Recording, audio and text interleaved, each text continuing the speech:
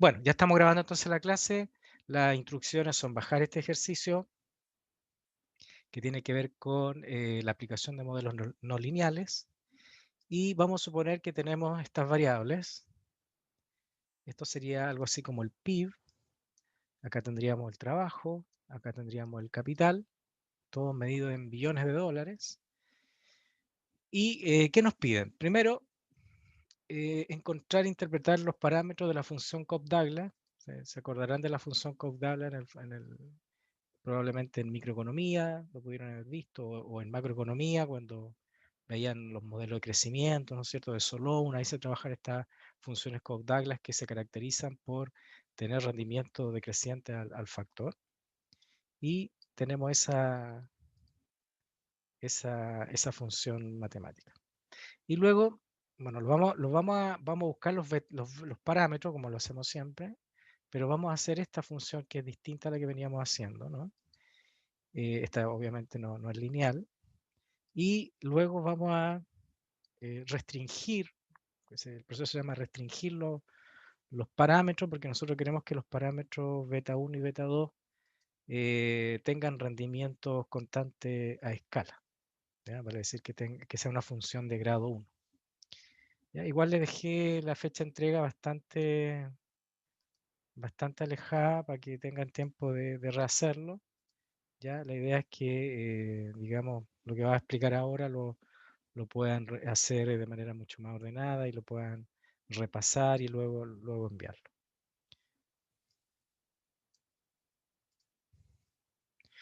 Bueno, esta tabla ustedes la pueden encontrar en el texto guía Bujarati. Es la tabla 8.8, ¿ya? En la página 251. ¿Cómo trabajaríamos nosotros el modelo tradicional? ¿Ya? O sea, el modelo tradicional sería, vendría siendo la variable, digamos, endógena, y las variables exógenas, el trabajo y el capital, ¿cierto? El PIB, la endógena, trabajo y capital, las exógenas. Y vendría siendo esta función que está ahí, ¿cierto? Un beta 0 más un beta 1 por logaritmo más un beta 2. Pero nosotros, aparte de que la podemos generar, digamos, y para nosotros no sería muy difícil hacerlo. De hecho, lo vamos a hacer, ¿ya? Lo vamos a hacer ahora. ¿Ya? ¿Cómo generaríamos esa función? Eh, yo voy a irme a esta que lo tengo ya más a la mano, aquí. Voy a trabajar hoy día con el Excel. Ahí está un poquito mejor. Entonces, veamos el primer modelo, que es ese. ¿Ya? Pensemos que vamos a trabajar con un modelo lineal. ¿Ya? Sería como nuestro modelo 1. Aunque no lo piden, ¿no es cierto? Pero es lo que sabemos hacer hasta el momento, por lo tanto sería bueno que lo fuéramos trabajando así. Vamos a pintar un colorcito ahí. Ahí está. Y como ustedes saben, si pudieron bajar el complemento de análisis de datos, podríamos trabajarlo desde ahí. Entonces, simplemente tomamos la regresión, seleccionamos la variable endógena y luego las variables exógenas. En este caso sería trabajo y capital. Y vamos a hacer en una hoja nueva, ¿no es cierto? Aquí. Y aquí estaría el modelo 1.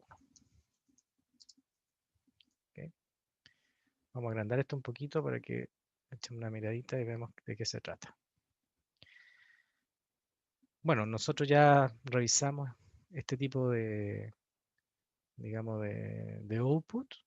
¿Ya? Entonces, ahí está el ajuste, por ejemplo. Coeficiente de terminación o R cuadrado. Acá teníamos todo lo que nos servía para hacer, digamos, la prueba de significancia global, que en este caso sería significativo en términos globales.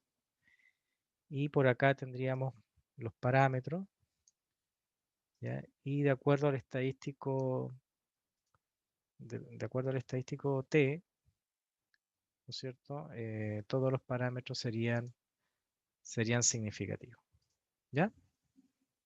Eso como un resumen del modelo. El modelo 1 tiene una capacidad predictiva del 99%, es significativo de manera global y también lo es de manera, digamos, individual. ¿Ya? Cada parámetro de manera individual también nos da información estadísticamente significativa respecto del modelo. Entonces vamos a hacer el modelo 2, que es un modelo acá diferente, porque este modelo, ahora ya el modelo 2, fíjense que ya no tiene esa forma lineal. Pintar así, verdecito. Y vamos a agrandar esto. Ya, el modelo distinto tiene esa forma. Ahora, por favor, utilicen su imaginación. ¿Y qué pasaría si le aplicamos a esta función que está acá el logaritmo natural? Si aplicamos logaritmo natural a toda esta función, ustedes se fijan que da... recuerden que las multiplicaciones, los logaritmos, lo podemos separar en sumas. Por lo tanto, el beta 0 quedaría sumado al logaritmo de L elevado a beta 1. Pero ese exponente lo podemos bajar y dejarlo fuera, digamos, del logaritmo. Por lo tanto, quería beta 1 por logaritmo de L, más, y lo mismo con el logaritmo de K elevado a beta 2.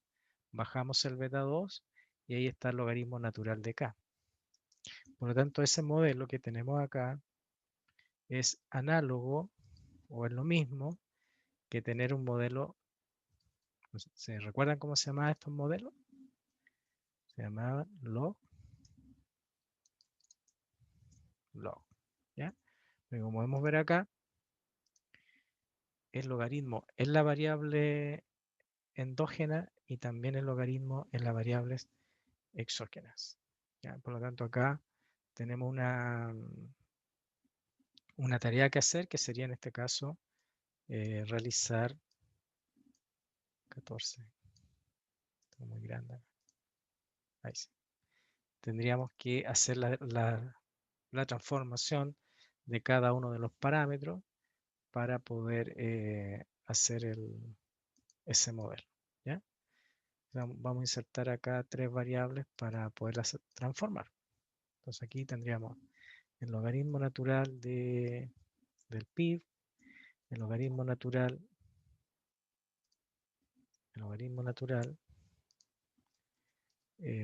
del trabajo y el logaritmo natural del capital.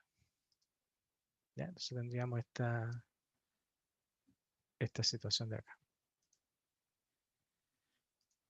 Y aquí tendríamos nuestras nuevas variables transformadas. ¿Ya?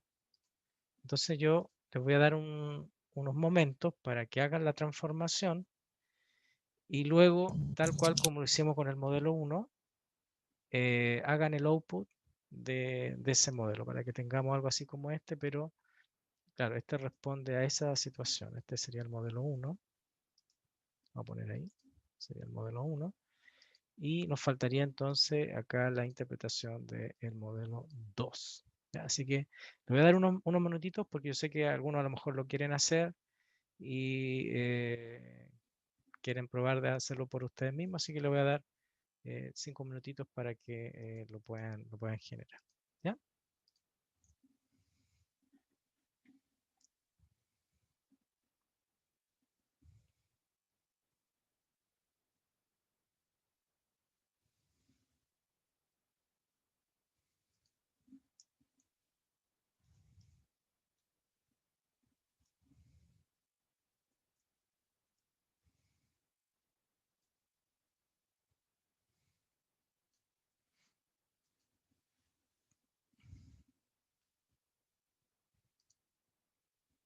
Bueno, lo que yo acabo de hacer es transformar la primera variable.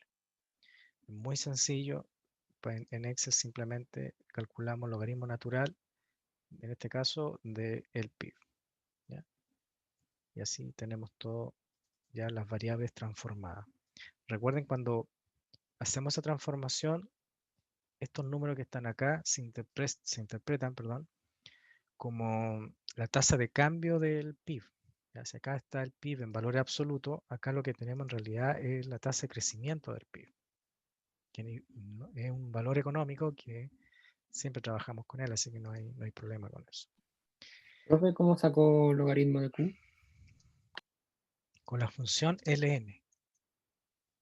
Con la función ln. Ahí no sé si Ah, se ok. alcanza a ver o no. Sí, sí se ve. Perfecto. Con la función ln podemos calcular el logaritmo. Ahora, lo que yo les comentaba recién, fíjense acá, por ejemplo, solamente en el PIB, la diferencia entre el 55 y el 74. ¿Ya? Que en el fondo aquí hay una diferencia de más de 3 veces.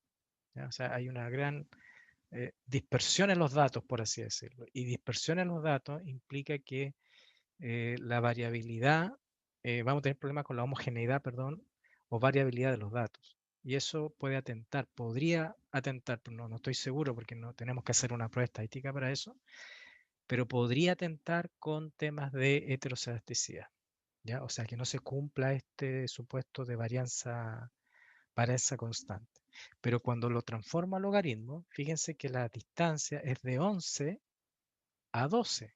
O sea, la verdad es que esa dispersión o ese rango, pensemos entre el valor menor y el valor mayor, se achica bastante y tenemos datos mucho más homogéneos. Esa es otra razón por la cual los estudios en econometría también recurren a la transformación logarítmica, porque hacen que los datos se vuelvan mucho más, más homogéneos. ¿Ok? Bueno, vamos a transformar todo entonces. Y ya tengo aquí entonces todas las transformaciones. ¿Ok? Ahí estaríamos.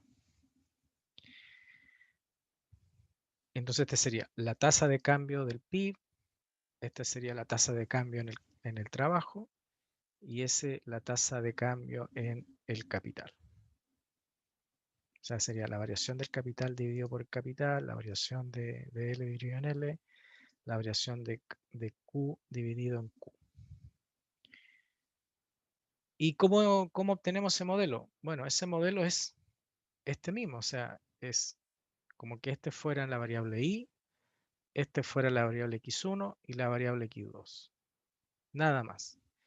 Que el dato esté transformado en logaritmo, la verdad es que al método de los mínimos cuadrados le da exactamente lo mismo. Va a tomar esos nuevos datos, va a aplicar las distintas digamos, matrices, va a ser el X transpuesta por X a la menos 1, por X transpuesta por Y, y va a calcular los parámetros. ¿Ya? Y va a calcular también el resto, digamos, de los digamos, de las fórmulas que habíamos visto, de la información que habíamos visto que se puede obtener para hacer un análisis más, más completo del modelo de regresión. ¿Ya? Entonces, no sé si pudieron hacer el modelo, si me digan que sí o que no, si alguien lo pudo hacer, y para ver si les resultó. ¿Les corrió el modelo o no les corrió el modelo? Sí, profe. Perfecto. Entonces vamos a datos y vamos a análisis de datos. Y ahora lo que tenemos que hacer es exactamente lo mismo, pero fíjense que ahora vamos a cambiar y vamos a trabajar con el logaritmo natural de Q en este caso. Ahí está. Y ahora, en vez de trabajar con el trabajo y el capital, trabajamos con las variables transformadas. Hacemos aceptar. Y este sería entonces nuestro modelo 2. Cambio de nombre, entonces sería nuestro modelo número 2. Y nuestro modelo 2 es este, para que después no nos acordemos de cómo era la forma funcional de este modelo. Ahí. Bueno, lo mismo, el R cuadrado también es bastante alto, que es muy esperable porque son datos de serie de tiempo. La serie de tiempo siempre tienen R bastante alto, suelen tener R bastante alto. Es significativo en términos, digamos, globales. Y ahí ustedes lo pueden corroborar con la prueba F o el valor P o el P-valor de la prueba F. Acá tenemos los coeficientes y tenemos los estadísticos T, donde uno de ellos no sería significativo. ¿Ya? Este no sería significativo, este lo vamos a poner ahí en rojo porque no sería significativo esa variable que sería L. ¿Ya? Ahora, ¿cuánto cuesta beta 1? Que vendría siendo como la elasticidad de la economía respecto al trabajo.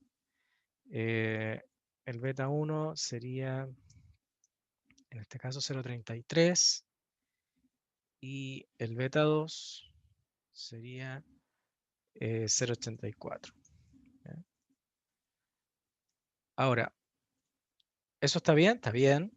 No hemos restringido los parámetros y para calcular los rendimientos a escala de la función, rendimientos, perdón, más chiquitito, rendimientos a escala. Si ustedes se recuerdan que la forma sencilla y rápida era sumar los exponentes y teníamos entonces un rendimiento a escala creciente, ¿ya? Creciente, vale decir, si incrementamos el uso de los factores productivos, qué sé yo, en 1, la producción se va a incrementar en 1,18, ¿ya? Por eso se llama que tiene rendimiento creciente. Si esto fuese menor que 1, fuese decreciente y eso suma 1 fuese constante. Entonces tiene rendimiento constante, rendimiento a escala creciente. Bueno, ahí tendríamos que verificar ese valor y ahí probar otras cosas, pero al menos esos serían los datos de la modelización original. Y finalmente, lo otro que nos piden es, vamos acá, adecuar la función a rendimiento constantes a escala. ¿Ya? Rendimiento constante a escala significaría que yo tengo que restringir a que el parámetro beta, o la suma en realidad, sea igual a 1. ¿Ya? En este caso, no tiene rendimiento a escala constante, sino que tiene rendimiento a escala creciente. ¿Ya? Y por lo general, una función Cobb-Douglas tiende a tener un rendimiento a escala constante o decreciente al menos para que el sistema económico, el sistema competitivo se mantenga de esa manera y no que las empresas más grandes empiezan de alguna manera a comerse las más chiquititas y transformarse en un mercado no competitivo. Entonces, como para mantener las reglas de la competitividad en la economía, le exigimos esta función con Douglas que tenga ese rendimiento constante. ¿Ya? Entonces eso yo se lo trabajé acá. Aquí es donde usted me gustaría que ya lo trabajaran solo y que sería como parte de la tarea, que trabajaríamos con los mínimos cuadrados restringidos. Eso significa que le vamos a dar una condición para que esto sume 1. Entonces, para que esto sume 1, vamos, en vez de utilizar el beta 1 y el beta 2 como dos valores distintos, es mejor decir que beta 1, por ejemplo, va a ser 1 menos beta 1 y beta 2 va a ser beta 1. Por lo tanto, cuando yo sume estos exponentes, van a sumar 1. O sea, estoy haciendo matemáticamente que eso sume 1. ¿Ya? Bueno, eso ustedes lo pueden ver el desarrollo en la página 251 del Bujarati. Ahí está desarrollado este ejercicio. Entonces ahí tenemos el logaritmo natural de Q, ese no vamos a tener problema con eso. Beta 0 también lo vamos a mantener. Y aquí donde está la restricción. Entonces, en vez de trabajar con un beta 1, lo que vamos a trabajar es con 1 menos beta 1. Y el beta 2 para nosotros va a ser beta 1. ¿Ya? O si lo quieren hacer al revés también, o sea, beta 1 y acá el 1 menos beta 1. Pero qué me permite esto? Que cuando yo sume los exponentes, voy a tener 1 menos beta 1, ¿no es cierto? Más beta 1. Y eso va a ser igual a 1. Y eso va a implicar entonces que voy a, digamos, a imponer o a restringir la condición de que cuando esos valores, esos parámetros, no tengan cualquier valor, sino que lo estoy condicionando para que su suma sea 1 y tengan entonces rendimiento a escala constante. Porque en la letra A vimos que no tenían rendimiento, digamos, constante a escala. ¿Ya? Entonces, hacemos exactamente lo mismo. Aplicamos logaritmo. Fíjense que como acá tengo el beta 1 a los dos lados, lo que se puede hacer es usar, digamos, una suerte de factorización. ¿Ya? Entonces el beta 1 te queda así, multiplicado a esto, ¿ya? Porque en el fondo tú multiplicas el logaritmo natural por 1 y el logaritmo natural por el beta 1, desarrolla ese paréntesis y luego factoriza. Desarrollando ese paréntesis y luego factorizando, tendríamos que tener esa expresión que está ahí. ¿Ya? Entonces vamos a tener logaritmo natural de L, que lo podemos pasar para el otro lado, porque no va a estar multiplicando, va a estar multiplicando por 1, no va a estar multiplicando ningún parámetro, entonces lo vamos a sacar hacia afuera y va a quedar eso que está ahí. Entonces, logaritmo natural del PIB menos logaritmo natural del trabajo es igual a beta 0 más, y aquí está la factorización, beta 1 por logaritmo natural de K menos logaritmo natural de L. ¿Ya? Ahora, como habíamos visto recién, los logaritmos, las sumas son multiplicaciones y las restas son divisiones.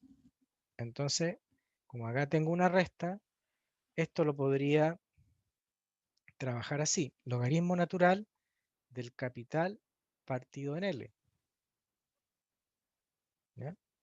Beta 0 queda igual y esto que está aquí también quedaría capital partido en L.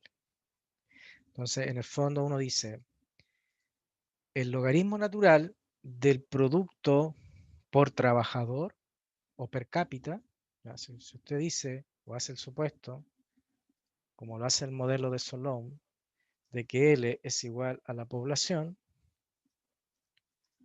¿cierto? Según el modelo de crecimiento de Solon, que hace ese mismo supuesto, pensemos que como para tener una interpretación nomás, esto sería el PIB per cápita y este sería el capital per cápita. Por lo tanto, aquí estamos hablando de la tasa de cambio del PIB per cápita explicado por la acumulación de capital per cápita. ¿Ya? Que en el fondo es un poco la explicación que hace Solon respecto de los modelos de crecimiento de los países, ¿cierto? ¿Por qué por qué unos países crecen más que otros? Entonces, esta teoría exógena del crecimiento dice, bueno, porque los países tienen una cierta capacidad digamos, de ahorro, ese ahorro se transforma en inversión y esa inversión se destina a, acumular capital per cápita y por otro lado a temas de depreciación que tiene que ver con la actualización de la maquinaria y el equipo que ya está en la economía. O sea, una parte de esa inversión va a actualizar esa depreciación y la otra parte va a acumular capital. No sé por qué el, qué sé yo, el agricultor suizo es más rico que el agricultor del Congo, se dedican a lo mismo, son agricultores, plantan lo mismo, bueno, porque el suizo tiene un capital per cápita mucho mayor que el congolés. El suizo usa un tractor, ¿no es cierto?, suizo o alemán, de muchos caballos de fuerza y por ende en poco tiempo es mucho más productivo y en poco tiempo puede arar mucha tierra, digamos, ¿ya? Porque ha acumulado capital y eso le permite ser más productivo. En cambio el del Congo no tiene acumulación de capital o el capital que tiene es un buey viejito, ¿no es cierto?, apenas desnutrido, que apenas puede arar la tierra y por lo tanto la fuerza animal va a ser mucho menos productiva que el suizo y eso de alguna manera permite dar una explicación de por qué un país es más rico que otro en términos de la acumulación de capital per cápita. O si lo quieren traducir como capital por trabajador, o sea, sería entonces el PIB por trabajador y el capital por trabajador. O per cápita también lo pudiesen traducir. Por lo tanto, ahí tienen que hacer otras transformaciones como el capital partido por L y el capital partido por M. Fíjense que ahora vamos a trabajar con una función log-log, pero en vez de ser una función múltiple, una regresión múltiple, ahora sería una regresión simple. Y hemos cambiado las variables, sino que ahora tenemos solamente dos variables y se interpretan distintos. Se interpretan como PIB per cápita, que sería Q partido por L, y capital per cápita. ¿Okay? Tasa de cambio, porque en el fondo eso son tasas de cambio. Bueno, pero eso se lo dejo para que lo hagan ustedes y puedan enviar, digamos, su tarea. Ya tienen al menos el 50% de la tarea, pero el resto se hace exactamente igual. Tendrían que apartar acá dos transformaciones más y hacer, digamos, que sería el modelo 3, digamos, ¿no? El modelo 3. Ese. ¿Ya? Tendrían que calcular entonces el modelo número 3.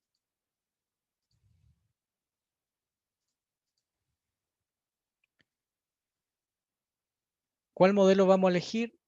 Bueno, ese también queda la pregunta también abierta. ¿Cuál modelo creen usted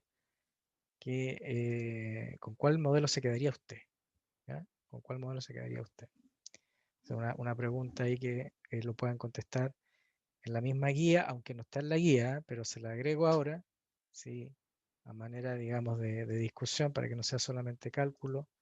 Ahí, ¿qué modelo es mejor?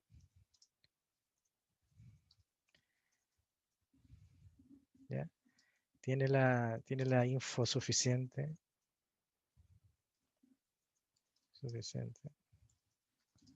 para determinarlo? ¿Ya? Entonces vamos a dejar esa pregunta ahí agregada para que ustedes se entretengan un poquito más, ¿ya? Y no quede tan fácil, o sea, no tan simple el ejercicio y quede un poquito con algo ahí también una pregunta. Bueno, ese sería entonces el taller número 1. Como pueden ver ustedes, las transformaciones son muy sencillas de hacer. La verdad es que el sistema sigue trabajando igual, no hay ni un drama, no hay ni un problema. Y sí, les voy a encargar que siempre cuando hagan una transformación reinterpreten los parámetros porque obviamente es un modelo distinto. Y también finalmente el principio de parsimonia es bienvenido acá, en el sentido de que si tengo dos modelos que explican lo mismo, pero uno es, no sé, pues tiene 5 variables, súper complejo, y otro modelo que es a lo mejor una regresión simple y explica tan bien como el otro, siempre vamos a preferir el modelo más simple, ¿ya? Porque es más fácil para nosotros poderlo explicar, poderlo aplicar, poderlo plantear o tomar decisiones en base a un modelo más simple que a un modelo, digamos, más complejo. Entonces también a veces uno se entusiasma y empieza a hacer transformaciones, y luego no sabe cómo interpretar esos resultados. Entonces ahí hay que tener también un poquito de ojo y que no se nos pase la mano, digamos, con hacer modelos demasiados con demasiadas transformaciones que después nos perdemos qué es lo que estamos tratando de, los parámetros en realidad cómo se interpretan. Si es la duda que a veces podría quedar, ¿no es cierto? Los parámetros, cómo los interpreto. Eso fundamentalmente. Bueno, yo también la semana pasada les pedí si podían bajar un programa. ¿Ya? Yo esto lo voy a copiar. Lo voy a copiar en otra hoja ya. Lo voy a copiar aquí. Ahí. Y esta va a ser la hoja 4, pero para acordarme, le voy a poner ahí datos. ¿Ya? Ahí. Entonces yo le voy a hacer lo mismo que hicimos hasta donde llegamos, pero con el software Gretel. ¿Ya? Entonces para que ustedes ya lo puedan ir bajando, se vayan de alguna manera también familiarizando con el software. Este software es de licencia libre. Yo le dejé el link para que lo pudieran bajar. Y lo bueno que, bueno, lo pueden bajar obviamente en castellano. Igual ayuda un poquito que esté en castellano. Y lo interesante es que tiene acá muchos datos de muestra, ¿no? Archivos de muestra, ¿verdad? Entonces tiene todas las tablas o algunas de las tablas del Bujarati. ¿Te acuerdas de la tabla 2.4, la famosa tabla 2.4? Ahí está la del Bujarati, pero la que ustedes quieran trabajar, aquí están. De hecho, aquí está la del 8.8, ahí está. ¿Ya? Esta es la que estamos trabajando ahora. ¿Ya? Entonces es mucho más simple. Ahora, ¿qué pasa si quieren ustedes datos que no están acá en la base que ya está predefinida? Usted simplemente toma el Excel y lo arrastra para acá y le pone que sí. Y cuando tiene más de una hoja, eligen la de los datos que ustedes quieren pasar y queda, ¿no? Lo mismo. ¿Ya? Entonces acá, ¿cómo se hacía esto? Bueno, vamos a hacer el modelo 1. El modelo 1 era, bueno, el modelo que ya habíamos estado trabajando, que es lineal. Entonces, es muy simple. Simplemente tomamos la variable endógena y luego las exógenas y ya tendríamos el modelo. ¿Ya? Tendríamos el primer modelo. El segundo modelo, bueno, ahí tendríamos que interpretar. Pues acá, aquí están los parámetros, ¿no es cierto? Acá están los parámetros. Acá está la desviación típica, el estadístico T, son todos significativos. Aunque esto nos ayuda con esos asteriscos. Cada vez que hayan asteriscos significa que son significativos. Tiene que ver, si son dos asteriscos es significativo al 95%. Si hay un asterisco es significativo pero al 90%. Si hay tres asteriscos significa que es significativo al 99%. O sea, si le ponemos más exigencia sigue siendo significativo. De hecho acá el más significativo es el capital. ¿Cierto? Porque es significativo al 99%. Y o sea, el beta 2. Y el beta 1 y el beta 0 son significativos al 95%. Y el valor P de la prueba F, o sea, la significancia global, es menor al 5%, así que también globalmente es significativo. O sea, lo mismo que llegamos a los datos del Excel. Ese sería nuestro modelo 1. El modelo 2 era el modelo log-log. Entonces teníamos que tomar todo esto y acá esto se transforma muy fácil. Ahí. Aquí estoy acá en el PIB. Ahí lo transformo. ¿Te fijas? 11 y el último era 12. ¿Se acuerdan que esos eran los números que no estaban dando? Y bueno, también el trabajo y el capital lo puedo hacer de una sola vez, seleccionando los dos. Y ahí tendría. ¿Ya? Y ya tendría las variables transformadas que un poquito lo que nosotros hicimos en el Excel.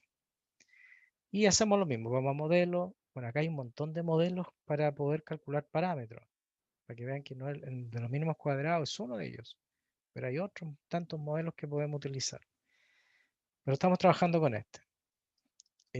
Vamos a sacar estos que ya no los vamos a necesitar y vamos a usar la variable endógena. La variable endógena aquí y la variable exógena acá. Ahí está. Y aquí tendríamos entonces el otro modelo. ¿Ya? Pues fíjense, aquí tenemos el modelo 1 y acá tendremos el modelo 2. Aquí son significativos todos, pero el trabajo es significativo al 90, no al 95. Ya tendríamos que ser menos exigentes para que fuera significativo. Y en términos globales también es significativo. Entonces de repente acá hacerlo es más rápido, ¿ya? Y te salen estas otras cosas, pues te salen por ejemplo con la pregunta que yo le hice acá. ¿Cuál es el mejor modelo? ¿Tiene la información suficiente para determinarlo? Bueno, en los R cuadrados, recuerden que nos sirven para comparar modelos, pero el valor de la endógena tiene que ser igual. Y aquí está Q, aquí está el logaritmo de Q, ya esos dos modelos no serían posible compararlos con R cuadrado, ni siquiera el R cuadrado ajustado. Y en este otro modelo tengo Q partido por L. Entonces tampoco lo voy a poder comparar porque las variables están de alguna manera expresadas en forma distinta. Y para eso usamos, por ejemplo, en valor absoluto, el Akaike o el Hanakin o el criterio de Schwartz, y ese sí me permitía hacer comparaciones con este tipo de modelos que la variable i está expresada en distintas cosas, ¿no? Vamos a la base de datos, por ejemplo, para hacer ese Q partido por L, aquí, añadir, y acá uno define una nueva variable, le voy a poner, qué sé yo, QL, ¿ya? Entonces, ese es el nombre nomás, pero este es importante, la operación, Q dividido en L. Entonces aquí tengo el PIB per cápita, y ahí la creé, ¿ya? Añado otra, que en el fondo tiene que ser K partido por L o capital per cápita. Entonces, capital per cápita va a ser igual a el capital dividido en L. ¿Ya? Y ahí están generadas esas otras dos funciones, o sea, perdón, variables, para poder generar la nueva función. Pero las requiero como logaritmo, entonces usted las toma y las cambia a logaritmo. Entonces hace el modelo finalmente con esas. Saco esto que no lo voy a usar. Y esta es una regresión simple, como pueden ver ustedes, una regresión simple. Acá está el PIB per cápita y acá está el capital per cápita. Entonces vamos con el PIB per cápita, capital per cápita, y ahí tendríamos el modelo que sería significativo al 99%, y de manera global también es significativo. Habría que ver entonces cuál el ajuste como para poder tener un ranking de cuál el que tiene mejor R, mejor ajuste. Ahora, eso no descalifica que el que tenga peor ajuste sea malo, pero por al menos tener como un orden prioritario de cuál se asemeja más al conjunto de datos. ¿Ya? Eso. Así ahí están los tres modelos. Para que ustedes lo puedan. El modelo 3, el modelo 2 y el modelo 1. ¿Ya?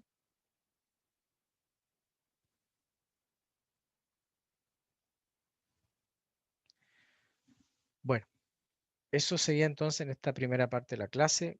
Yo voy a dejar unos minutos por si alguien tiene alguna duda, alguna consulta, la puede hacer. Recuerden que este trabajo lo tienen que completar, lo pueden completar acá mismo en el Excel y enviarlo. Tienen plazo hasta el viernes para hacerlo, o sea, tienen plazo, no se compliquen con eso, para que puedan digerir el procedimiento y si quieren revisar esta parte de la clase que la estoy grabando, poder hacerlo de manera, digamos, tranquilo. Tienen hasta el viernes para entregarlo y sería un taller evaluado para la unidad 2, que lo que quiero evaluar acá es las transformaciones de variables. ¿Ya? Así que dejo acá un ratito para que me hagan las consultas que ustedes estimen convenientes.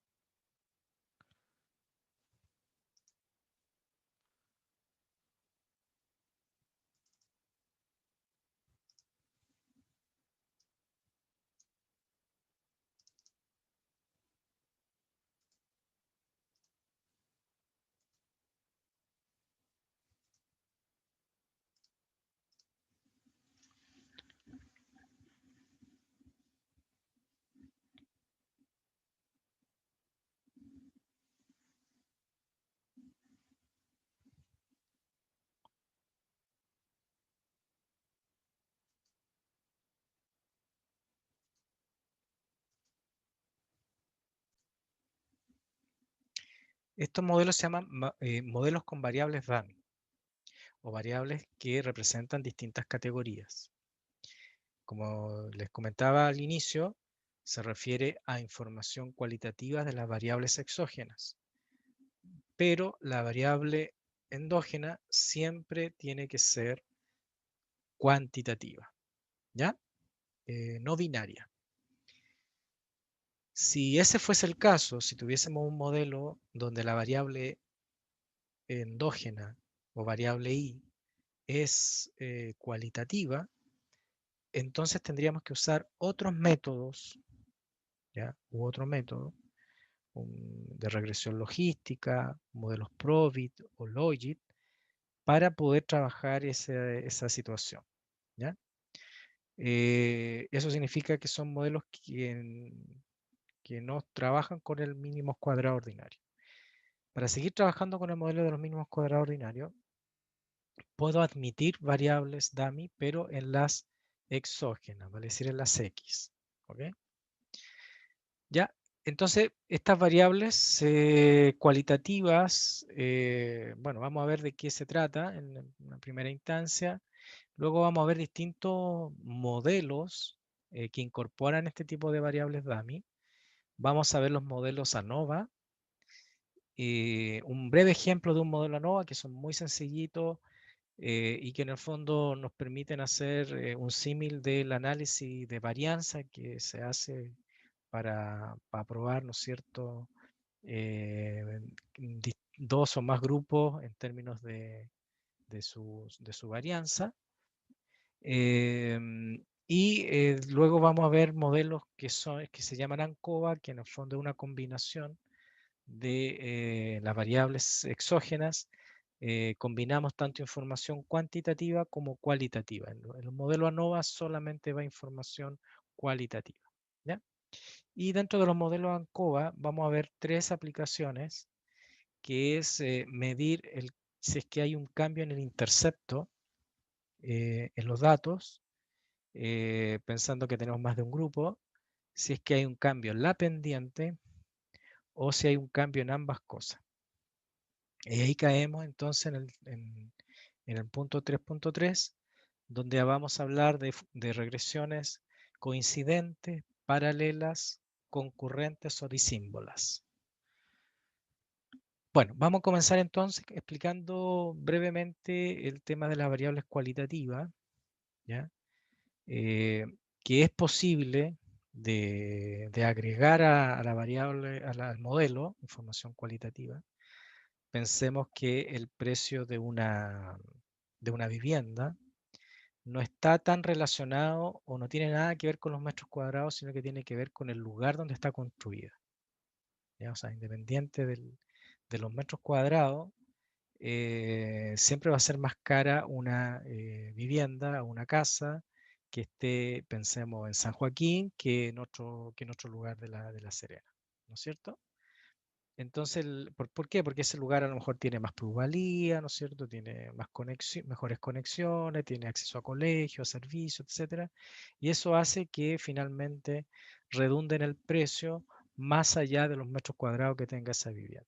Otra vivienda que puede estar a lo mejor más alejada, que tenga peor conectividad, que no tenga acceso a, digámoslo, a servicios, tenga mala, digamos, locomoción, transporte, eh,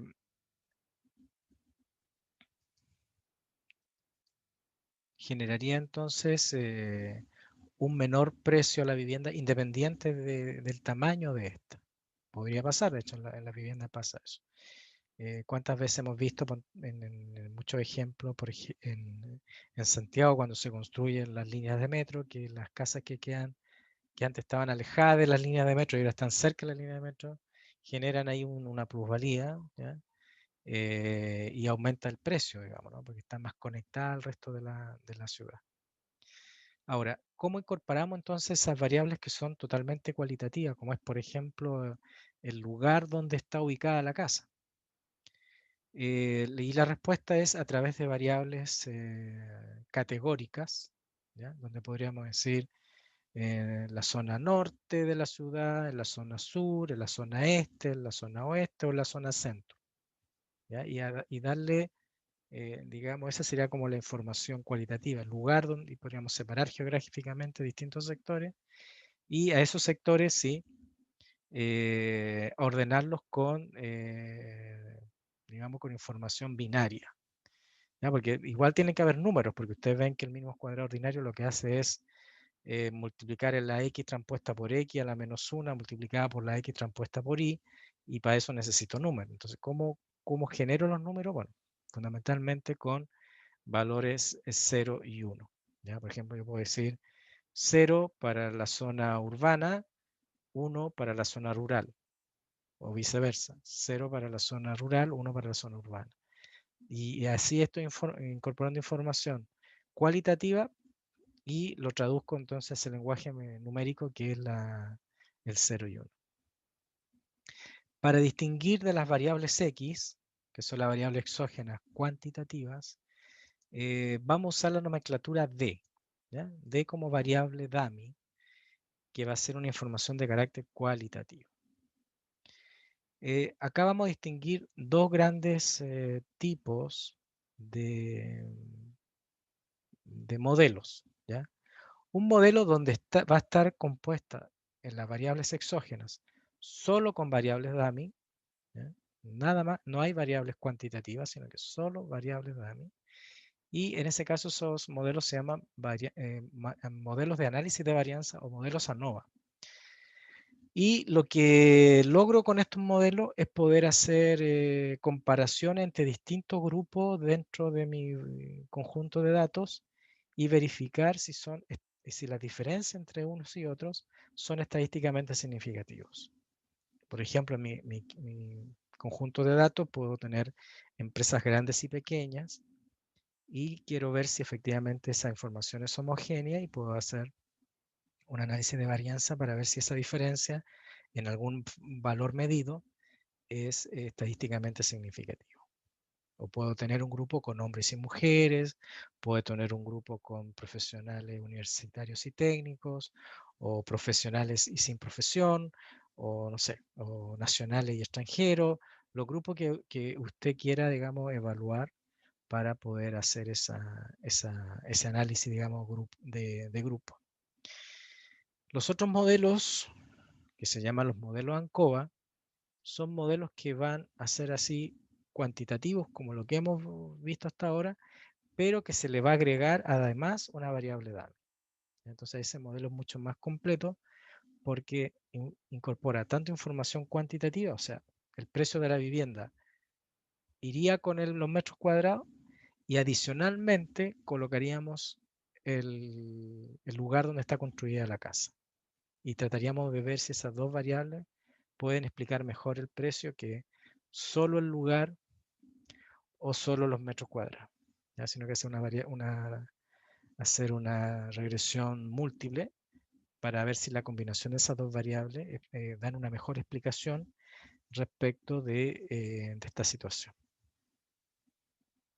Vamos entonces con el primer modelo, que se llama modelo ANOVA, ¿ya?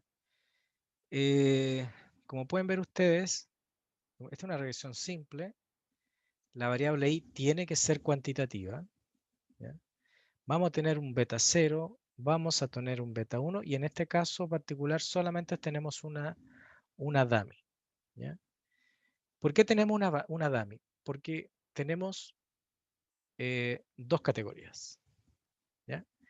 Si tenemos dos categorías, basta colocar una dummy, porque recuerden que las dummies son binarias. Entonces, si la categoría es norte y sur, con una sola dummy me basta, porque basta que elija uno, por ejemplo, para norte y uno para norte y 0 para sur, o viceversa. Ahí la verdad es como usted quiera, pero basta una sola dummy, ¿ya? A dos categorías, una dummy. Ahora, si tuviésemos tres categorías, norte, centro y sur, ahí tendría que agregar otra dummy y tendría que haber un beta 2, ¿ya? Y ahí empezar a combinar, por ejemplo, 0, 0, norte, 0, 1, centro y 1, 0, sur, ¿ya? Pero ahí bastan, si son tres categorías, dos dummy. O sea, siempre una dummy menos que la cantidad de categorías que se está trabajando. Interpretación, ¿ya? Entonces, recuerden que acá yo elijo, si solamente tiene una dummy, esa dummy va a tomar un valor de 0 y va a tomar un valor de 1, ¿ya? Entonces pensemos que 0 era, le vamos a llamar acá, pensemos que tenemos grupo, estas son las notas del curso de econometría, ¿ya? Y quiero ver en el fondo si hay diferencia entre hombre y mujer, ¿ya? Entonces pensemos que 0 va a ser hombre, si el dummy toma valor 0, y 1 si es que va a ser mujer. Pensamos que va a ser así, ¿ya? Ahora usted lo puede hacer al revés también, da lo mismo, pero como hay dos categorías, basta solamente una dummy que va a tomar valores siempre binarios, 0 y 1. Entonces, ¿cómo interpretaríamos esto? Veamos cómo interpretaríamos esta primera parte. El beta 0. Acá el beta 0 tiene cierta importancia porque en el fondo nos da el valor medio del grupo de contraste, ¿ya? Entonces, si se fija, si D vale 0, si eso vale 0, todo esto vale 0. Perdón, todo eso vale 0. Y el valor de I sería beta 0, ¿ya? Sería beta 0. Entonces, cuando la variable dummy es para la categoría de hombres, porque ese es como el que puse yo 0, como es que el de comparación, aunque usted lo pudiera hacer al revés también, funciona exactamente igual. El valor de I estaría dado por beta 0. O sea, beta 0 sería en el fondo el promedio o el valor medio de los hombres, ¿ya? Porque esa es la categoría que estoy haciendo como la comparativa. El que le pongo 0, yo le hago la comparativa, ¿ya? Entonces, beta 0 va a ser el promedio de los hombres, ¿ya? Y si D vale 1, entonces va a existir un beta 1. ¿Y qué va a ser el beta 1? Bueno, acá está el beta 1. El beta 1 no es una pendiente como los modelos tradicionales, sino que esto es un cambio como en el intercepto. ¿Ya? Entonces, si el beta 1 es positivo, pensemos y toma un valor de 1, significa que del promedio de los hombres, las mujeres están un punto por encima, porque salió positivo. ¿Ya? Entonces, por ejemplo, si este es 5,5, significa que las mujeres tienen un promedio de 6,5, porque están un punto arriba. ¿Ya? Pues si el beta 1 es positivo. Si el beta 1 fuese negativo, significaría entonces que el promedio de las mujeres está por debajo de los hombres en un punto, o el punto que sea. Entonces, si ese beta 0 es 6,5, significa que las mujeres tendrían 6,5, o sea, perdón, 6,5 menos 1, 5,5. Entonces, este es como el diferencial del promedio, ¿ya? O el diferencial del punto de corte, ¿ya? O el punto de corte diferencial. ¿Ok? Entonces, en el fondo el beta 1 nos va a decir la diferencia que hay entre las mujeres y los hombres, o las mujeres respecto de los hombres. Si eso es positivo, las mujeres están por sobre, digamos, los promedios de los hombres. Si es negativo, está por debajo. Siempre al grupo de referencia. Por eso si yo cambio, si yo esto lo cambiara y pusiera acá, pongo acá mujer, y acá pongo hombre, o sea, a otra persona se le ocurrió hacerlo distinto, porque en el fondo el investigador simplemente hace esto, no hay nada estricto. Entonces el valor de referencia sería el promedio de la mujer. Y el beta 1 sería el diferencial sobre ese promedio respecto de la mujer para los hombres. Entonces, si eso es 0,5, significaría que positivo, significa que los hombres ahora están 0,5 respecto de las mujeres. Y ese negativo 0,5 significa que están por debajo de la media de las mujeres en 0,5. ¿Ya? Ahora, siempre vamos a encontrar diferencia entre distintos grupos. Lo importante es ver si esa diferencia, por ejemplo, de 5 puntos, de medio punto en el promedio, si efectivamente es una diferencia significativa. ¿Ya? Porque pueden haber diferencias que no son significativas, que están dentro del rango de error de medición, el rango de error de aquí esto es una muestra, ¿no es cierto? Y que si uno tomase otra muestra, probablemente no se volverían a repetir esos datos. Entonces yo lo que quiero es determinar si esa diferencia es lo suficientemente grande como para poder generalizar y decir, bueno, si se hace otra muestra en otro curso de econometría, viendo los promedios y comparo hombres con mujeres, los resultados que obtuve se van a volver a repetir. Para eso necesito que esa diferencia entre esos dos grupos sea estadísticamente significativa. ¿Cierto? Si es estadísticamente significativa, entonces yo pudiera decir, mira, no fue producto de la casualidad de esta medición que me salió que hombres tenían mayor promedio que mujeres, sino que fue producto del azar o viceversa, ¿no es cierto? Mujeres sobre los hombres. Pero si lo quiero generalizar, para poder generalizarlo tendría que ser entonces una diferencia significativa. Para hacer aquello, simplemente analizo la significancia del beta 1. Si el beta 1, como es la diferencia respecto al grupo base o el grupo control, si el beta 1 es significativo, significa que esa diferencia, ya sea positiva o negativa, va a entregar una información estadísticamente significativa. ¿Ya? Entonces, en el fondo, yo hago aplico esta dummy, genero el modelo y analizo el parámetro beta 1. Y en la medida que sea significativo, entonces esa diferencia que me salió en la muestra se puede volver a replicar y pudiese asegurar con un 95% de confianza que frente a otra muestra u otra medición, eso se va a mantener, o sea que un grupo va a estar por sobre el otro.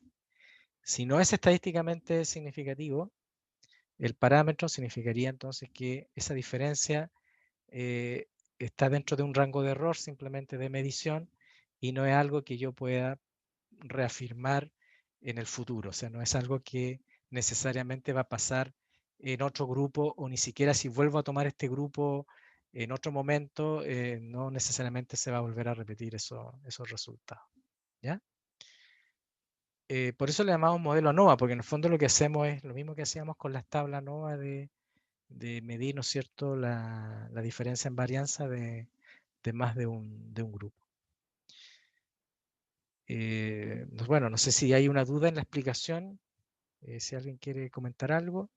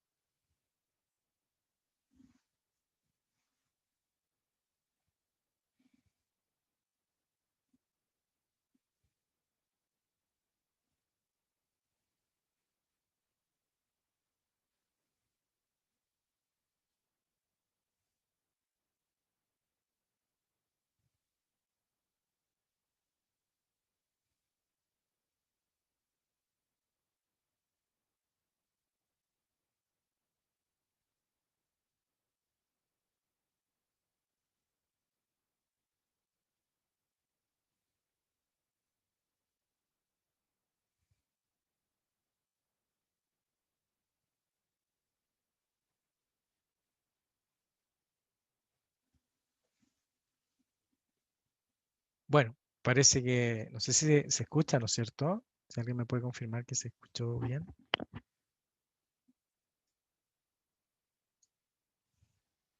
Sí, profe, se escucha. Ah, perfecto, muchas gracias.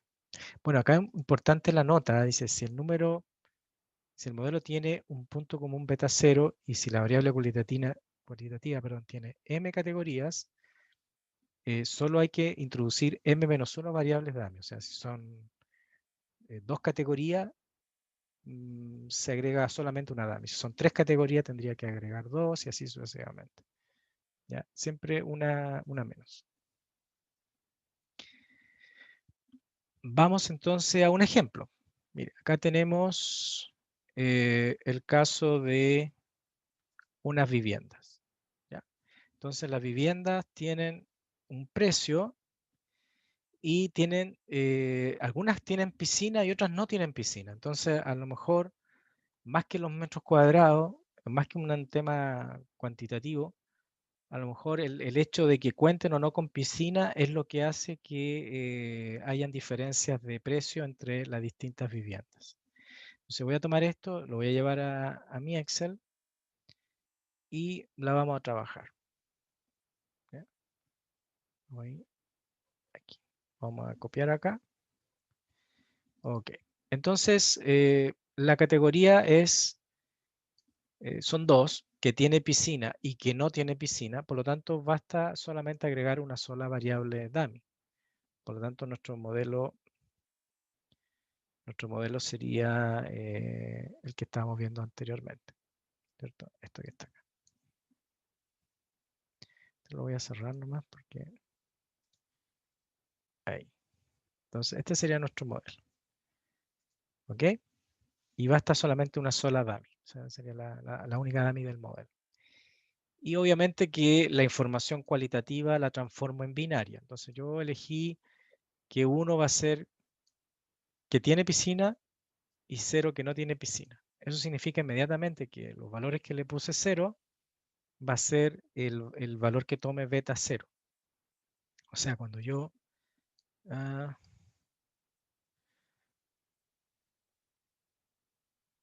aquí, cuando yo haga esta suma y me da una media de 306,11, ese sería la media del grupo que no tiene piscina. ¿Ya? Te voy a poner acá promedio de las viviendas con piscina. ¿Ya? Con piscina. Mira, puse promedio. Ahí sí. Y en el otro va a ser promedio de las viviendas sin piscina. ¿Ya? sin y con piscina. Eso en el fondo estamos hablando.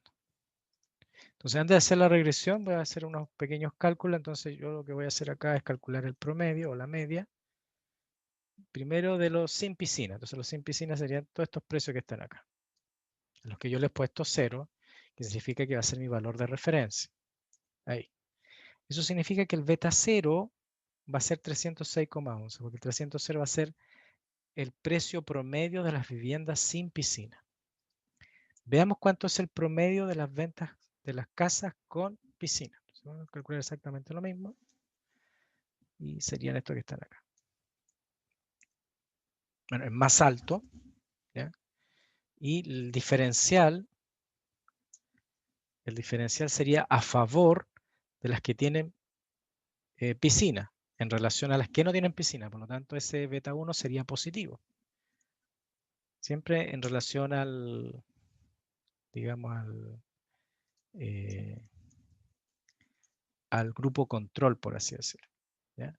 Entonces yo tendría acá que el beta 0 tendría que ser 306 y el beta 1 tendría que ser positivo 31,869. ¿Ya? Ahora, hay una diferencia claramente entre el precio de las piscinas, de las casas con y sin piscina. Hay una diferencia que es de 31.000 y tanto, 869 para ser más exacto. Pero esa diferencia se puede ver simplemente a que justamente encuesté un cierto grupo de viviendas que me generó esto. Entonces, para poder estar seguro que esa diferencia es estadísticamente significativa, voy a hacer el modelo y voy a probar si ese beta 1 es significativo. ¿Ya? Entonces, vamos a ir a datos y vamos a generar el modelo de regresión. Acá. La variable endógena es el precio y la variable exógena entonces sería la DAMI.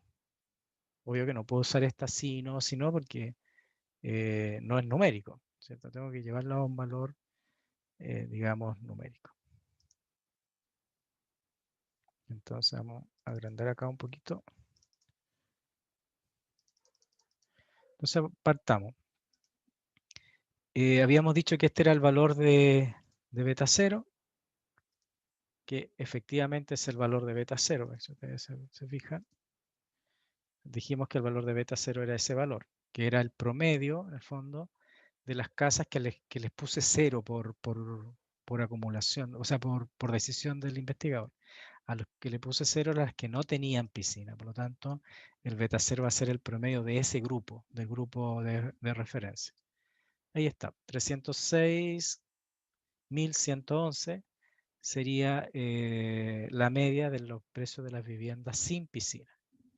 Y el X1 sería el diferencial, o sea, estamos diciendo que las casas con piscina son más caras en 31.869. O sea, una casa con piscina en promedio cuesta la 306.111, que es el valor base, más los 31.869, que es el recargo por tener piscina. O sea, tendríamos, ese sería el valor con piscina.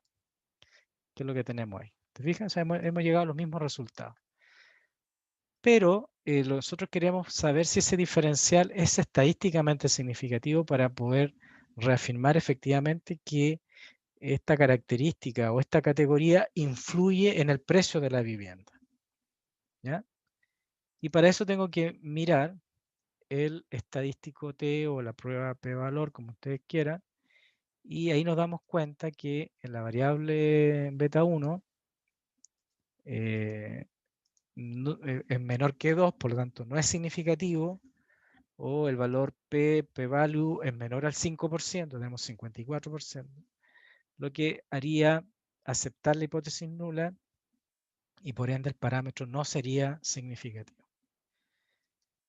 Por lo tanto, pese a que hay una diferencia entre las viviendas de 31.869, esa diferencia no es estadísticamente significativa y por ende yo no puedo asegurar que en otra muestra o en casas diferentes esa diferencia se va a mantener, ¿ya? O sea, pueden simplemente incluso revertirse los valores y que al menos con la información que tengo, yo no puedo afirmar todavía que el precio de la vivienda está influenciado por la categoría de piscina, digamos, en la casa, en el precio de la vivienda. ¿Ya? Como pueden ver ustedes, es un procedimiento muy, muy sencillo. ¿Ya? Acá están, bueno, acá está el ejercicio. Y acá están justamente los resultados, cómo los trabajamos. Este era el valor de las casas sin piscina. ¿Ya? Este era el valor, el diferencial, en este caso positivo. Entonces las que sí tienen piscina están por sobre las que no tienen. Pero esa diferencia no es estadísticamente significativa. Por lo tanto, no, al menos con la información que tengo, no me alcanza para poder sostener o para poder demostrar que la piscina influye en el precio de la vivienda. ¿Ya? Bueno, no sé si hasta acá hay alguna consulta, alguna duda.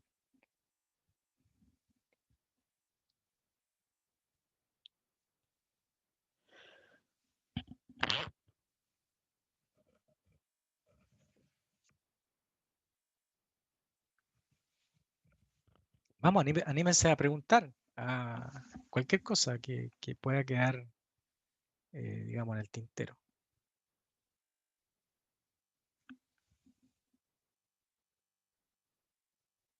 Bueno, y ya pasan, bueno, si no hay más consultas, voy a revisar el chat. Si le da lata hablar, también está el chat, recuerden, por si quieren decir algo. Bueno, están los modelos ANCOA, que son los otros modelos que... Profe, ¿Sí? en relación a la probabilidad, ¿por qué da 0,0 y 0,5? ¿Probabilidad de qué? Esta que está acá. Este es el valor T, el primer método para aceptar o rechazar la hipótesis nula. Este es el valor P o P-value. Y este es el intervalo de confianza. Y esos tres métodos te permitían aceptar. Profe, son las mismas reglas, ¿cierto? Es lo mismo.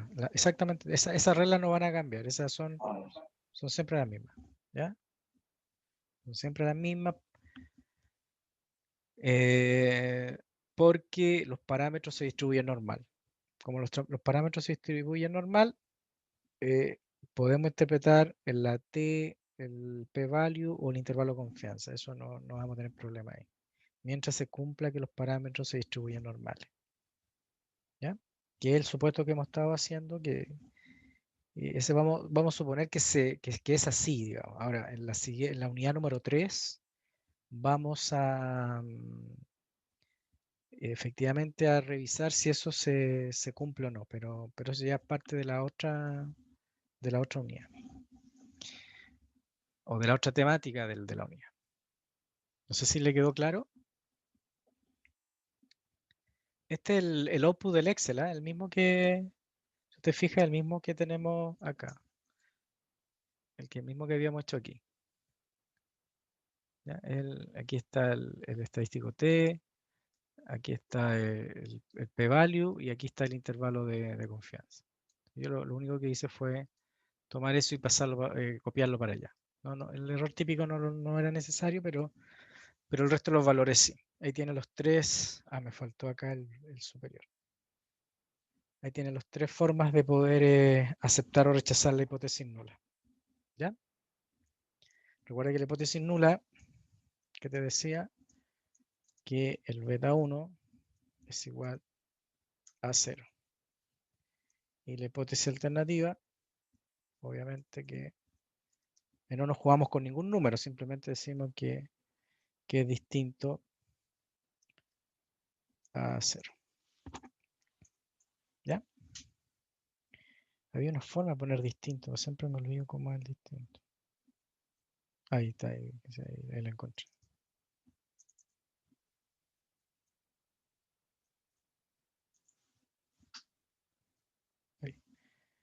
Ahí sí. ¿Te acuerdas que esas eran las pruebas? ¿Ya? Entonces en este caso es aceptamos la hipótesis nula.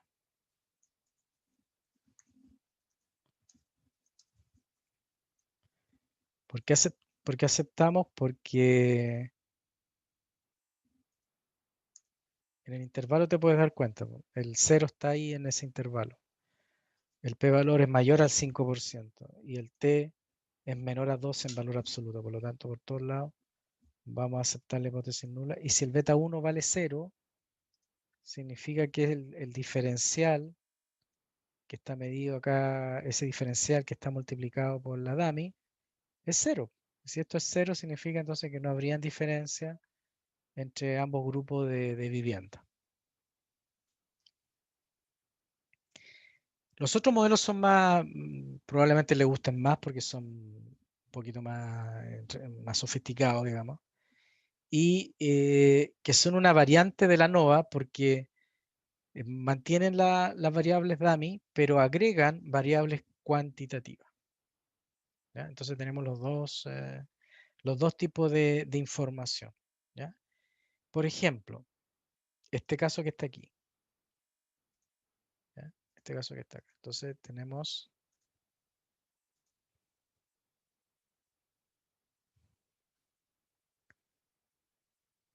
por ejemplo, el valor de I, que podría ser, por ejemplo, el precio de la vivienda. Ese sería el precio el promedio de la casa sin vivienda. Esto sería el diferencial de las casas que sí tienen piscina, perdón. Este sería las casas sin piscina, el valor medio. El beta 1 sería el diferencial respecto de esas casas de las que sí tienen piscina. Y el beta 2, fíjense que está relacionado con una X, entonces eso podría ser, por ejemplo, los metros cuadrados de la vivienda, ¿ya? O el número de habitaciones de la vivienda, porque eso es algo cuantitativo. Y aquí estamos, entonces estamos de alguna manera combinando la información quali y la información quanti. ¿Qué sería esto? En el fondo, estamos trabajando si es que las regresiones comparten o no el intercepto. En el caso anterior dijimos que sí compartían el intercepto porque en el fondo no había evidencia científica para pensar que el precio, las piscinas influían en los precios. Entonces deberían partir bajo los mismos precios. Tienen el mismo intercepto. Pero a la vez tienen ahí una variable cuantitativa, ¿ya? Que es como lo que agregamos. El beta 0 sería el punto de corte común. El beta 1 sería el corte diferencial, o sea, la misma interpretación que hicimos arriba, exactamente lo mismo, pero hemos agregado ahora un beta 2 que ese sí es una pendiente, porque ese va a ser en cuánto se incrementa el precio cada vez que la casa se agregue un metro cuadrado, o va a ser el valor por cada metro cuadrado en el fondo, ¿no? Entonces para eso, fíjense que tenemos los datos y son los mismos datos que teníamos anteriormente, pero lo que he hecho es agregar información cuantitativa ahora. Y la información cuantitativa son los metros cuadrados. ¿Ya? Entonces, ese sería el modelo, ¿ya? Donde beta 0 sería 6.728, ¿ya? Luego tenemos un valor negativo para el beta 1 y un valor positivo para el beta 2, ¿ya? Bueno, los signos ahí no nos acompañan mucho, pero vamos a ver con los estadísticos si esas variables son significativas, ¿ya? Entonces vemos que no es significativo el beta 0, no es significativo tampoco el beta 1, pero sí es significativo el beta 2, ¿ya?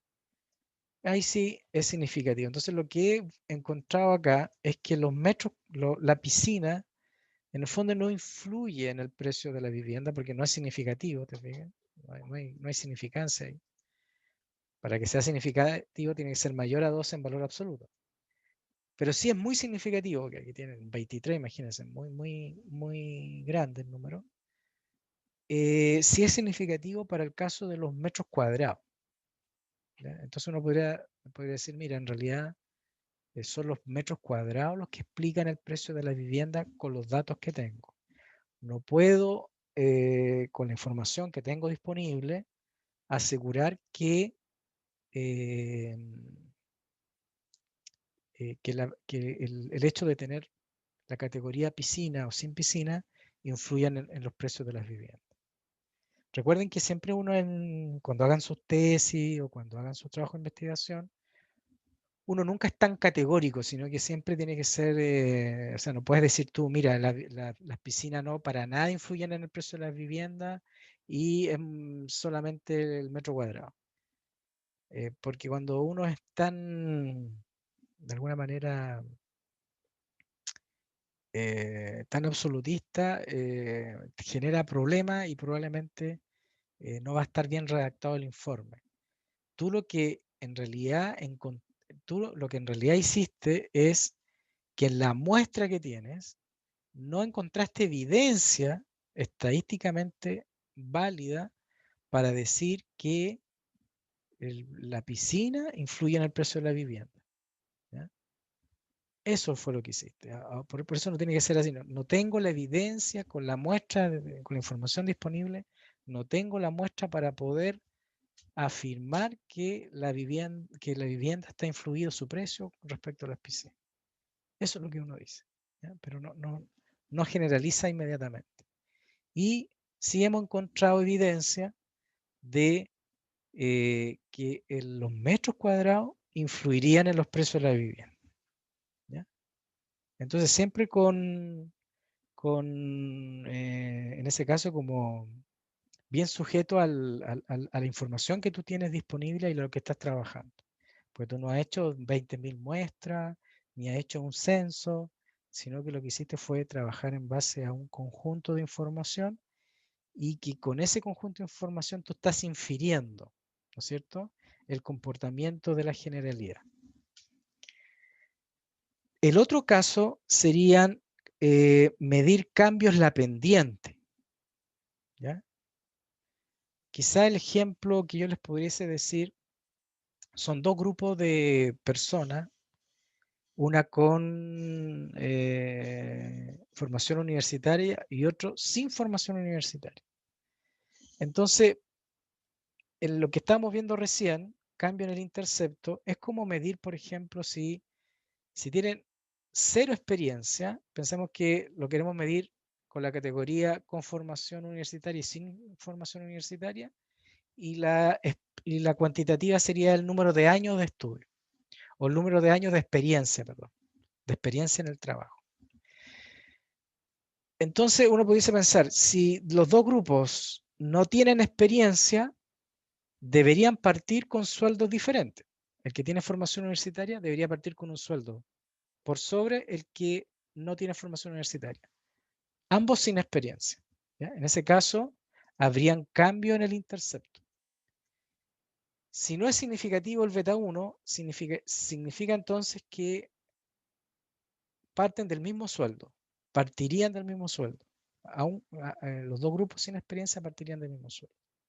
¿Ya? Lo que no pasa, lo que la evidencia empírica dice que al tener cero experiencia, el de formación universitaria gana más que el que no tiene formación universitaria. Eso es así, ¿cierto? O formación profesional, digamos, ¿no? El que no tiene formación profesional versus el que sí tiene formación profesional. Ya parten distintos, o sea, ya con cero años de experiencia parten distintos. O sea, tendríamos que encontrar un cambio en el intercepto. Y en este segundo grupo, lo que queremos ver, además, es si en el tiempo los ingresos crecen fruto de la experiencia al mismo ritmo. ¿Ya? Entonces, y para eso lo que hago es ver el efecto, digamos, entre la variable cuantitativa y la variable cualitativa, o sea, las multiplico. Y ese beta 2 me estaría diciendo si es que hay cambios en el crecimiento en el tiempo en el salario. Porque una cosa es partir distinto, y lo que yo me atrevería a decir es que a medida que van acumulando experiencia, el que tiene formación profesional va a incrementar su salario más rápido que el que no tiene formación profesional. O sea, a él también le va a crecer el salario, pero le va a crecer más lento o va a tener una pendiente más plana, a diferencia del profesional que va a tener una pendiente más vertical, va a tener más pendiente. ¿Ya? Y eso lo está midiendo el beta 2. ¿Ya? Eso lo está midiendo el beta 2. Estos dos grupos, uno lo que está probando es si son o no regresiones concurrentes o coincidentes. ¿Ya? Si son paralelas, significaría que crecen al mismo ritmo. O si son la misma curva, si es que tienen el mismo beta 0. ¿Ya? Aquí entonces teníamos, por ejemplo, en el mismo caso anterior, ¿ya? De la variable Dami metros cuadrados, vemos el beta 2, aquí, beta 0, bueno, aquí yo me equivoqué ahí para que lo arregle. Ese sería el beta 1 y ese sería el beta 2, ahí sí. El beta 1, que sería el del cambio en la pendiente, veamos acá, si es que hay cambio en la pendiente, en este caso no habría cambio en la pendiente. O sea, la casa que no tiene piscina versus la casa que sí tiene piscina va incrementando su precio a medida que hay más metros cuadrados, pero van aumentando en la misma proporción. ¿Ya? ¿Y qué hemos dicho además? Que tampoco hay diferencia en el parámetro beta 0, por lo tanto parten del mismo punto y crecen a la misma velocidad en términos de su precio cuando hay más metros cuadrados construidos. ¿Ya? Hasta el momento no hemos encontrado diferencia por el hecho de tener piscina, ni tampoco en cómo se incrementa el precio.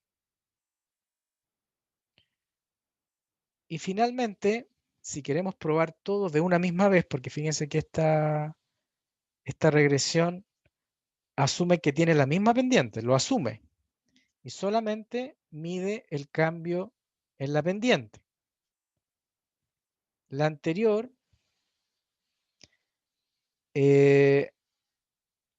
asume, no, este ya lo habíamos dicho, el 3.2, el 3.1, asumen que tienen la misma pendiente y quiere ver si tienen distinto intercepto, pero asume que tienen la misma pendiente. En el 3.1. En el 3.2 asumo que tienen el mismo intercepto y quiero ver si hay cambio en la pendiente. Ahora, ¿yo pudiese probar todo en una misma regresión? Claro que sí. Y sería esta regresión de acá. Si ustedes se fijan, acá estamos midiendo cambios en la pendiente. ¿Ya? En realidad, este vendría siendo el cambio en el intercepto. Y este de acá vendría siendo el cambio en la pendiente. ¿Ya? Entonces, si el beta 1 es significativo, hay cambio en el intercepto. Y parten de precios diferentes, que el grupo con piscina y sin piscina. Si el beta 3 es significativo, significa que se van incrementando los precios a distintas velocidades. Uno se incrementa más rápido, un grupo se incrementa más rápido que el otro. ¿Ya? Porque hay un diferencial en la pendiente. El beta 3 sería el diferencial en la pendiente y el beta 1 sería el diferencial en el intercepto. ¿No? Bueno, ahí están explicadas acá lo mismo que yo les acabo de explicar recién. Y aquí están los resultados. ¿Ya? Entonces, veamos. Veamos primero si hay cambio en el intercepto, el beta 1. Vamos al estadístico T. Al no ser significativo, entonces no habría cambios en el intercepto. Veamos si hay cambio en la pendiente. Ese lo toma el beta 3. Vamos al beta 3. y tampoco habrían cambio en el intercepto. Perdón, en la pendiente. Ni en la, este es el intercepto. Intercepto. El diferencial del intercepto. Y este sería el diferencial en la pendiente. Ya vamos a poner ahí diferencial. El intercepto y diferencial en la pendiente.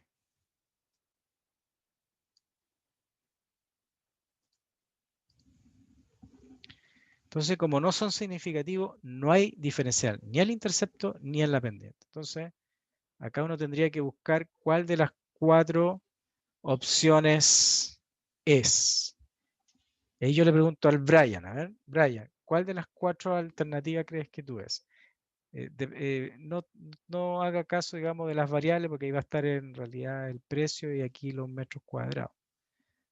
Pero ¿cuál de las 4 opciones crees que tú que es de acuerdo a estos resultados? Son regresiones coincidentes, paralelas, concurrentes o disímbolas. O cualquier otra que quiera u otro que quiera responder.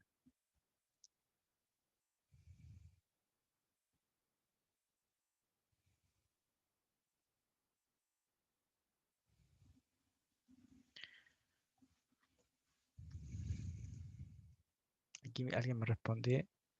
Ok, alguien me dice que son disímbolas. A ver, para que sean disímbolas, tienen que haber cambios en el intercepto. Fíjense que tienen cambios en el intercepto, una parte acá y la otra parte acá. Y la pendiente también son distintas. Entonces, este no tendría que haber salido significativo y este también me debería haber salido significativo. ¿Ya? O sea, si el beta 1 y beta 3 son significativos, ocurre lo que decía su compañero, o sea, son disímbolas. Pero en este caso no es así. ¿Ya? Veamos este otro caso. En este otro caso, parten de la misma pendiente, perdón, del mismo intercepto, pero tienen pendientes distintas. Esas se llaman concurrentes. ¿Ya? Se llaman concurrentes. Para que sean concurrentes tienen que tener el mismo intercepto, por lo tanto, beta 1 sería significativo. Perdón, sería no significativo. Pero como tienen distintas pendientes, el beta 3 tendría que ser significativo. Y en ese caso estaríamos hablando de regresiones concurrentes.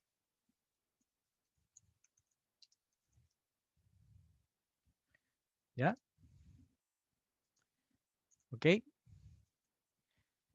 Veamos este otro caso. Bueno, para que sean paralelas, solamente tiene que haber cambio en la pendiente, perdón, en el intercepto, y no hay cambio en las pendientes. Fíjense que tienen la misma pendiente, son paralelas, pero sí hay cambio en el intercepto. Entonces tendría que ser así, parecido a este, pero, o sea, al revés que lo que habíamos dicho anteriormente. O sea, el beta 1 sería significativo, o sea, habría cambio en la pendiente, pero en el intercepto, y en la pendiente no significativo. El beta 3 es la pendiente, el beta 1 el intercepto. Entonces esas serían paralelas. Paralelas. Ahí sí. Y finalmente, para que sean coincidentes, no deben haber cambios. Ni en el intercepto, ni en la pendiente. Ahí serían, entonces, coincidentes. Entonces, en este caso, beta 1 y beta 3, beta 1 el intercepto, beta 3 la pendiente, no deberían ser significativos, como el caso que nos salió ahora. Entonces, la respuesta correcta es que al no ser significativos, estamos hablando de dos grupos muy similares. O sea, parten del mismo intercepto y crecen a la misma velocidad o con la misma pendiente. ¿Ya? Esa sería entonces la respuesta. Bueno, les dejo entonces de tarea este ejercicio 1. Ahí tienen el output para que ustedes lo puedan interpretar. Aquí hay otro ejercicio para que lo interpreten. ¿Ya? Un ejercicio 3. ¿Ya? Y otro ejercicio más para que lo puedan trabajar. O sea, tienen harto ejercicio como para que puedan ahí entretenerse de esta materia. Estos ejercicios no tienen nota, son más bien ejercicios para que ustedes puedan practicar. ¿Ya? Bueno, quedamos hasta acá entonces y nos vemos la próxima clase. Y recuerden hacer el taller de esta semana.